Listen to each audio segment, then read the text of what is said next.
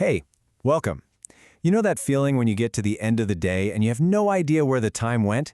It's just a blur of notifications, tabs, and, well, distractions? If that sounds familiar, you are in exactly the right place.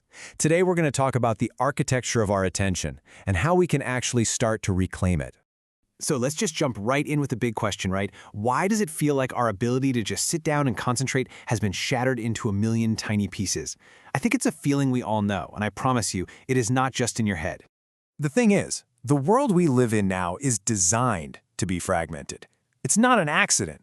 There's a constant battle going on, and it's not for your money, it's for your focus. Every single ping, every notification, it's like a tiny paper cut on your attention span. So, to figure out how to fight back, first we've got to understand the system we're actually up against. Let's call it the fleeting dopamine economy. And trust me, it's been engineered to perform a very specific and incredibly effective hijack on your brain.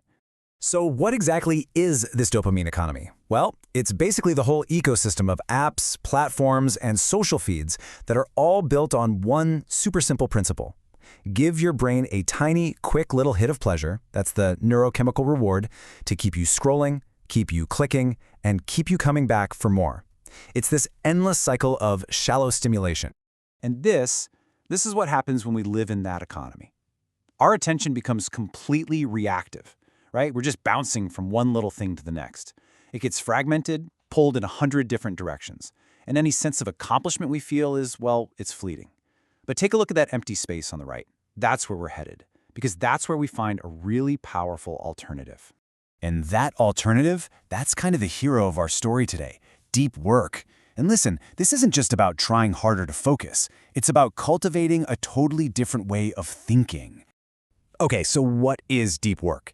It's the ability to lock in, without distraction, on something that's actually challenging for your brain. This is the state where you get that sustained clarity, where you produce meaningful output. You know, it's where the real breakthroughs happen. And now we can see the full picture. The contrast is pretty stark, isn't it? On one side, you've got the total chaos of the dopamine economy, and on the other, the structure of deep work. You get to shift from being reactive to being proactive, from fragmented to sustained.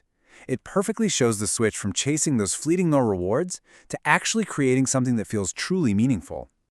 Now, this all sounds great in theory, but how do we actually get there? Well, the key is to stop thinking of yourself as a victim of all this distraction and start seeing yourself as an architect.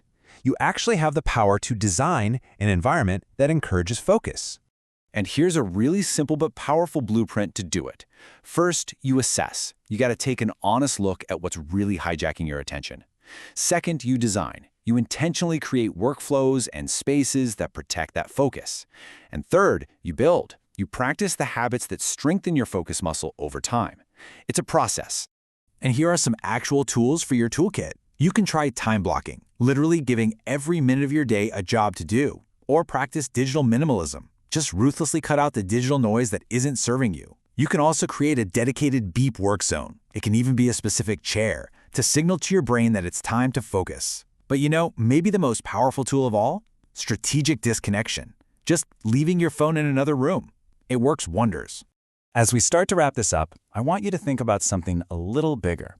Because this isn't just about being more productive at your job.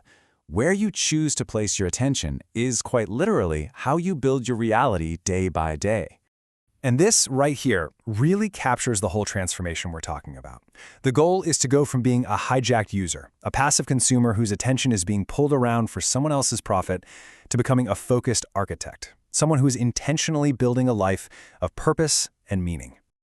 So in the end, building this kind of cognitive resilience, it goes so much deeper than just ticking things off a to-do list. Like it says here, it's about architecting a life of meaningful output. It's one of the most foundational skills you can have for a life filled not just with activity, but with genuine achievement. So I'll just leave you with this thought. We've laid out the problem, the solution, and the tools you can use.